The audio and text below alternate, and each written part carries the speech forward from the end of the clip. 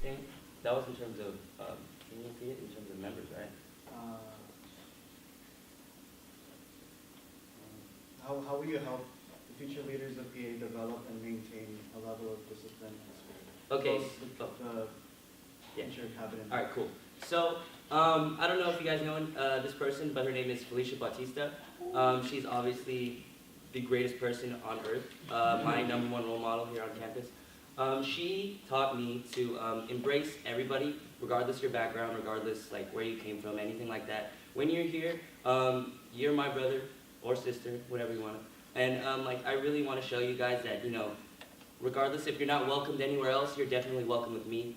And that should be the same for all of you, I believe. In a disciplinary sense, I don't really think of anything in a disciplinary sense. I just think of it as, if you make a mistake, oh, that sucks, I'm sorry, but you're definitely going to learn from it. And then I use that spirit that I love and show you guys that, you know, even though you messed up, there's definitely ways you can make up for it. Whether it's, you know, stepping up to do a position like this, or, you know, just being there for someone else. You know, you can't change the world for everybody, but you can definitely change the world for one person. That's how I think. And in terms of cabinet members, if you guys, okay, so I love the cabinet right now, but honestly, you guys are you're disappointing me. Not only me, but past cabinet members, in a sense that I feel the leadership roles aren't being taken seriously. And I'm not doing this to roast you guys. I respect you guys to the fullest, but I just feel like I've talked to past cabinet members, and I feel like the word that we came up with was apathetic. You guys are kind of just doing what you can to get along, and that's not what we're here for. We're here to exceed all expectations and to, you know, be there to create things that are everlasting, you know, tradition, stuff like that. So if I do see someone slacking off, I am not afraid to call someone out on their BS. Whether it's Ryan or definitely Ryan. I'm just kidding, I love Ryan. Whether it's Ryan or like anyone else that's running for their positions, you know. Yes, I can be a very outgoing, fun, amazing, awesome, cute, great guy.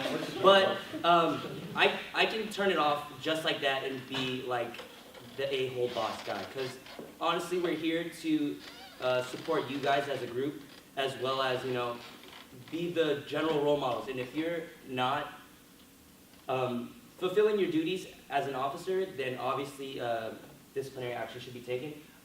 I can't think of anything on the spot right now, but I can definitely think of some when the time comes. Sorry, that was long. Next question will be from Kevin. For me, you kind of partially just answered the question, but I guess I want a little bit more. But my question basically is, you already proved yourself as like an underclassman, you know, gaining the respect of the older members, but now you have a different role, and you're going to go from, and I know you're friends with everyone, but you're very close friends with a lot of the potential cabinet members, as well as in a relationship with one of the potential cabinet members. So how are you going to go from being great friends and a boyfriend to being that person in charge of them? Because you're no longer, you can't really have that buddy-buddy anymore. I get it.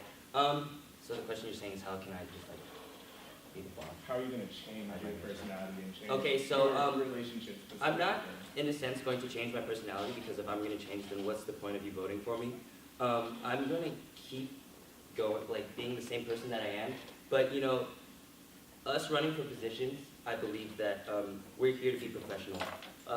We didn't run for positions because the other person's running for a position. We did this to better the club.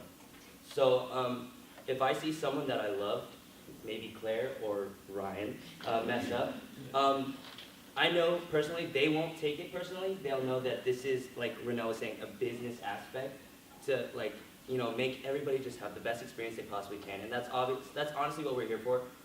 So being able to turn it on as the president to your friend is, I feel, would be really easy, because since we know each other on such a personal level, we know that, like I said, our duty is what we're here to do. And, you know, if we don't get it done, then that's on us, and that makes us look bad. All right, 3 questions from the general members. Any questions for Carl? Obi? Make him cry. Maybe. I mean, I could ask like a bunch of questions. think the most important one is, so, take it out. Sorry, hold on.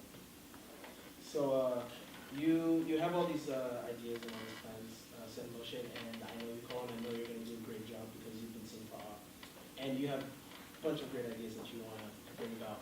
But everything rises and falls on leadership. So if things are going great, the weird thing about that statement, everything rises and falls on leadership, is if things are going absolutely great, you got to give the credit to the members and to the cab before you give it to yourself.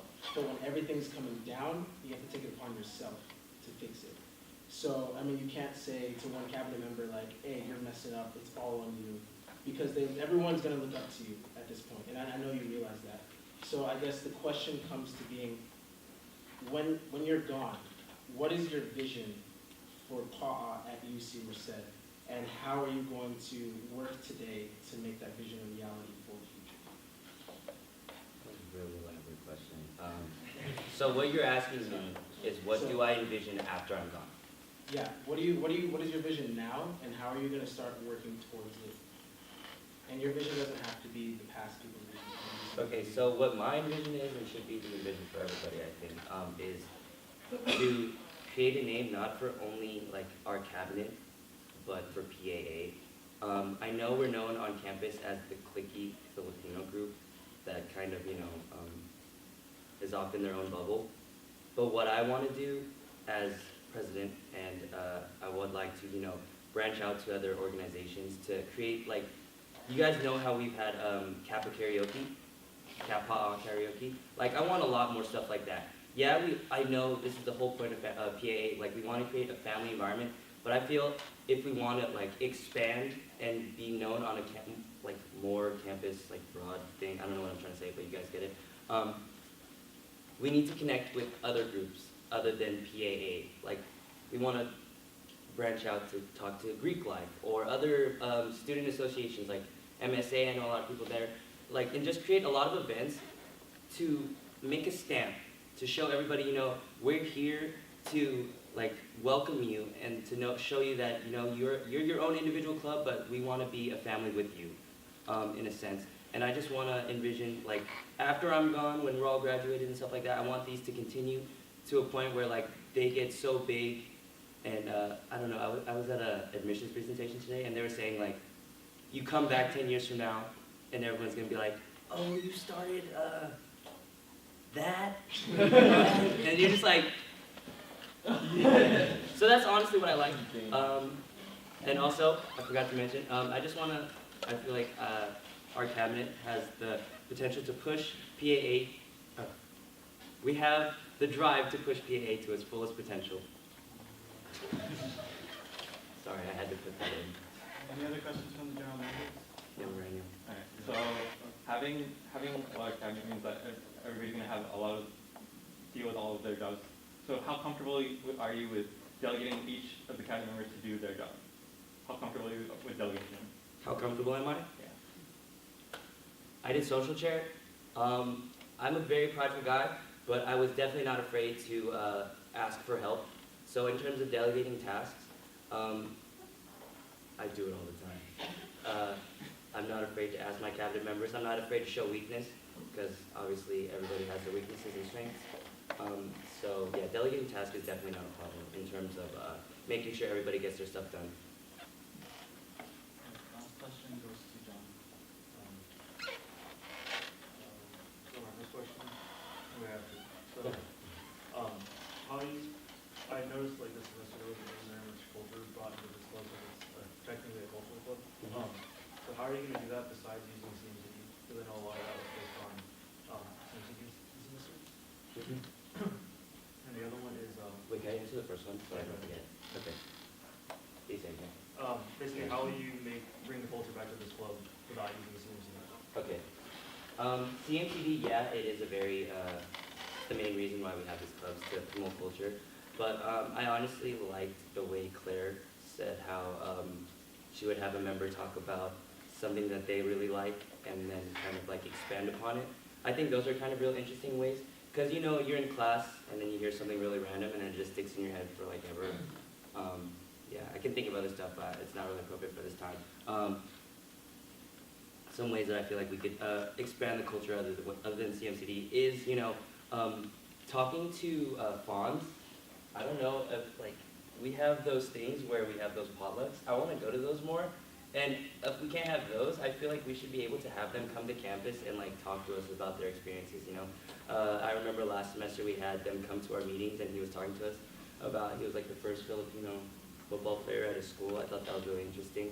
And other than Fonz, other Filipino clubs on other campuses, I know people from San Jose State, St. Mary's, and other San Francisco State, stuff like that. So I feel like they also have a way of helping me do my job by, help like expanding the culture. And the second question was, like I like your vision and I like the idea behind it. My only question is how are you going to motivate the 100-something members in the club to follow that vision? Because it won't go anywhere without the majority of the body believing. I'm sorry, can you repeat that? So how will you motivate the general members to get to your vision? Because without the general members' support, it's not going to reach that. Yeah, okay. So the way that I intend on having you guys instill my vision in your heads is by just being the person that I am. I don't know, for those of you that don't know me, I'm a good approachable guy, I think. I like to talk to all of you, regardless of like how well I know you, and I'll make up really stupid jokes. But the way that I think of it is, how can I do that? Like, if you trust me, then I feel like you'll be able to trust my vision. So what I do is I like to create like a bond, in a sense, with everybody. I know it sounds hard, but for me, I feel like it's definitely doable. Creating a bond, leading by example, definitely. That's something definitely I should say.